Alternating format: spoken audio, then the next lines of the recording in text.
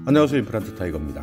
정부에서는 최근 북극 한파 때문에 어려움을 겪고 있는 저소득 취약계층을 지원하기 위해서 생활 밀착형 한파 특별 지원 프로그램을 검토하고 있습니다. 많은 분들이 최근 갑작스러운 추위 때문에 고통을 받고 계시는데요. 한 사람당 100만 원 수준의 긴급복지 지원금을 지원해주겠다 하는 내용을 담고 있는 정부의 생활 밀착형 한파 특별 지원 프로그램, 그 외에도 어떤 내용들이 설명절 이전에 지원되는지 말씀드리려고 하는데요. 오늘 영상 궁금하시면 계속 봐주세요.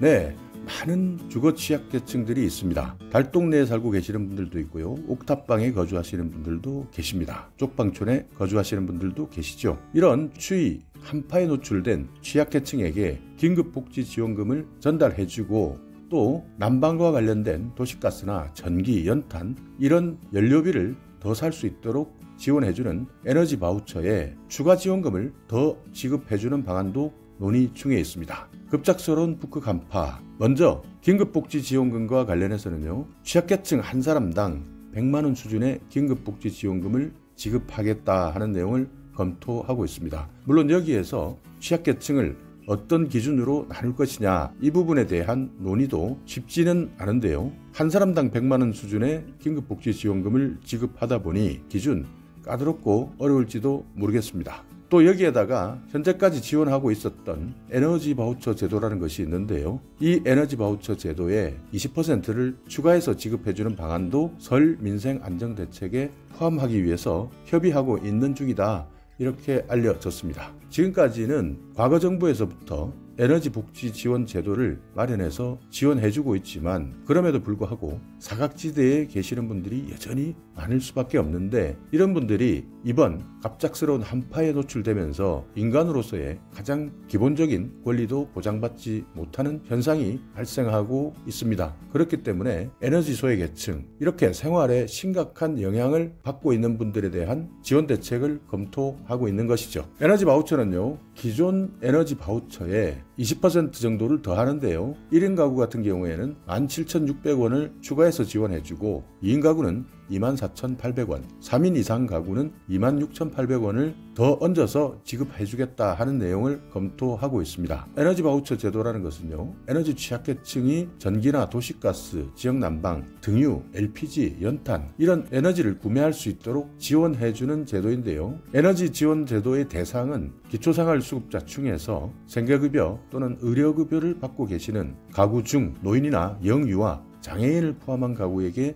지원해주는 제도입니다. 이 제도는 이번 정부에서 새로 신설된 제도는 아니고요. 과거 정부에서도 계속 시행되고 있는 제도인데요. 한국에너지공단을 통해서 시행하고 있는 제도입니다. 그렇기 때문에 이번 에너지 바우처 20% 추가 지급을 하게 된다면 3인 이상 가구는 총 16만 7천 원을 받았다면 이번에는 총 19만 3,800원을 받을 수 있도록 변경되는 것입니다.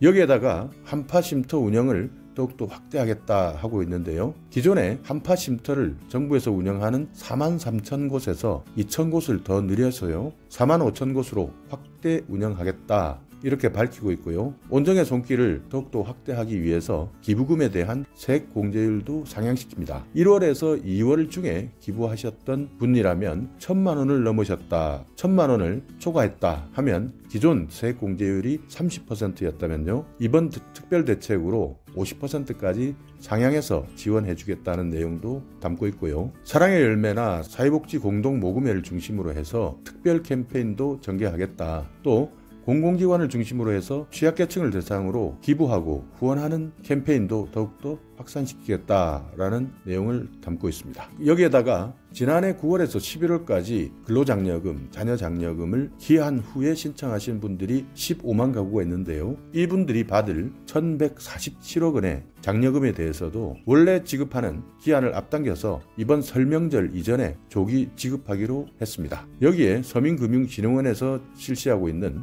취약계층 교육비 지원 대출에 학원비 등의 사교육비도 포함을 해주기로 했고요. 공공기관도 소상공인 등이 부담하고 있는 임차료 부담에 대해서도 적극적으로 경감해 주도록 하고 있습니다. 그렇기 때문에 석탄공사는 1월에서 2월에 임차료를 100% 깎아주고 있고요. 3월에는 60%를 깎아줄 계획입니다. 농어촌공사는 1월에서 6월까지 절반을 깎아주는 것으로 결정했고요. 도로공사는 휴게소 임대료 전액을 3월까지는 납부 유예해 드리겠다 이렇게 밝혔습니다. 또 정부에서는 소상공인을 대상으로 폐업점포 제도전 장려금 50만 원도 지급할 계획입니다. 그리고 최대 100만 원까지 전환교육이나 취업 장려 수당을 지급하고요. 최대 1000만 원까지 사업화 지원금 등의 희망 리턴 패키지도 설 연휴 전까지 공고하고 집행하겠다 하는 내용도 담고 있습니다. 자, 오늘 이렇게 사회 취약계층 그리고 소상공인에 대한 설 민생 안정 대책 주요 내용에 대해서 알아봤는데요.